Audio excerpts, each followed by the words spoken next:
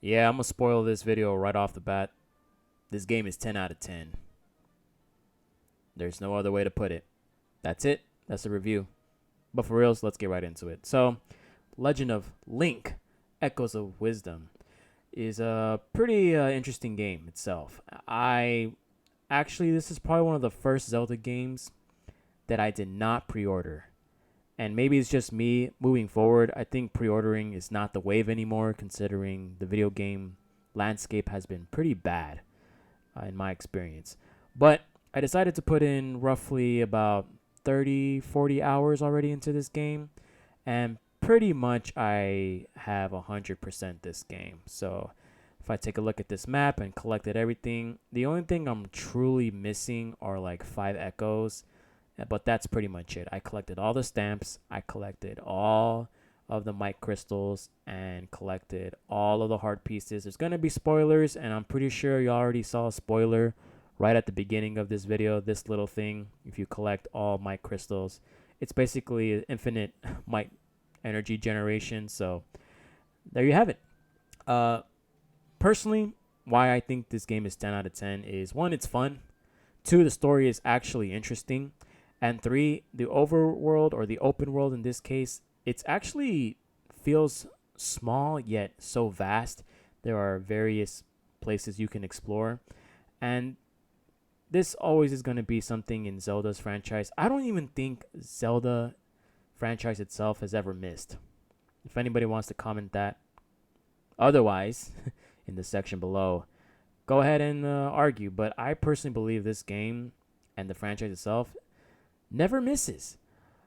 First and foremost, I do think playing as Zelda for the first time, correct me if I'm wrong, like in the main series, this is the first time ever we get to play as Zelda. I always thought that was going to be interesting. And I feel like this might be like a beta game for a future Zelda game where Link isn't going to be the protagonist. And we all thought Tears of the Kingdom. Remember, we all thought we were going to play as Zelda at one point. We technically kind of get a little snippet of it, but that wasn't the case. And I feel like they want to, maybe if they want to change the direction of Zelda games itself, the way to do it is by simply allowing us to play as Zelda. Um, there are multiple ways, and the reason why I'm going to say this next opinion, there are multiple ways to play this game. There's different ways to traverse the open world. For example, one of my favorite echoes in this game is basically the water cube. Because I have max tree power or tri power, I can basically ascend to the skies. Literally. If I want to get over a mountain or an obstacle, no obstacle or mountain is too tall. One of the best offensive ones in the game, I will have to say, is the Lionel. This thing is a monster, especially in boss rushes. This thing is just a beast. It basically two-hit KOs everything in the game. Really love it. There's a reason why Lionels are such an oppressive monster in the Zelda franchise. Because you about to see damage, bro. Like, look at this. One swipe, gone. Obliterated. He wants to go deal with somebody else. Gone. One of my favorite offensive ones of all time. But I will say, like, in terms of the echoes that I've used personally, the most used, obviously, fire, water, old ass bed. Crow is pretty interesting. You get to traverse while flying. There's a certain part in this game where you get to use wind power, and if you fly with the crow, it gets pretty interesting. Bombfish is probably one of my favorite too because it deals with obstacles.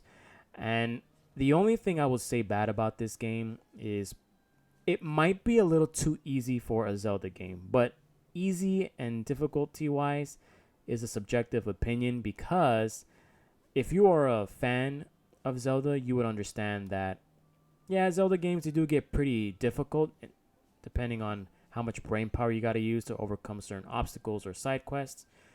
In this game, I felt like it was easy only because I have a lot of history of playing Zelda games. If you are a newcomer, Zelda might be difficult at first, but if you start putting two and two together, or as I like to call it, the main rule of Zelda is if something looks too good to be true or something looks way unnatural in its place, then you should probably check it out. And there might be, a heart piece or there could be rupees, or there could be a hidden monster waiting for you.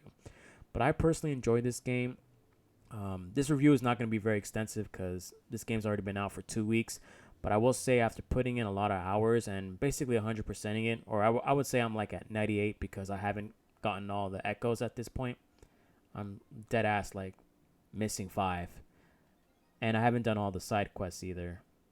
I do have a lot of the equipment. I will say this jump height plus or jump height up is a phenomenal. It's probably the only thing you're ever going to need in order to traverse in the open world. It gives you such mobility. It's just insane. Then you got the mic crystal detection.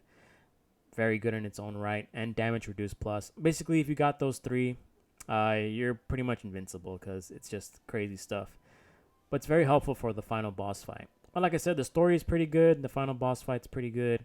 The fact you get to play as Zelda is a very unique take for a Zelda game. And I enjoyed this game. I don't say that often for a lot of games, but when it comes to certain Nintendo franchises that are not Pokemon, they're always pretty fun. Anyways, guys, thanks a lot. If you guys want to have any other opinions about this game, let me know in the comment section down below. Hopefully my mic situation has been pretty good. I try to put a little oomph to my voice because I am starting to feel a little under the weather. Maybe that's why I haven't gotten good mic quality, but I did put it at max volume for this game's review, so hopefully that works. Anyways, I also will say one more thing about this game. The fact that you can move people and move objects using the try ability is also OP as hell. But the flexibility of this game, the fact that you can solve multiple problems through multiple solutions is always going to be goated. It gives people different opinions and takes on how to deal with certain situations. But, like I said, this game, 10 out of 10, regardless of what you think. If you think otherwise, let me know down below. It's your boy Franklin, signing out. Peace.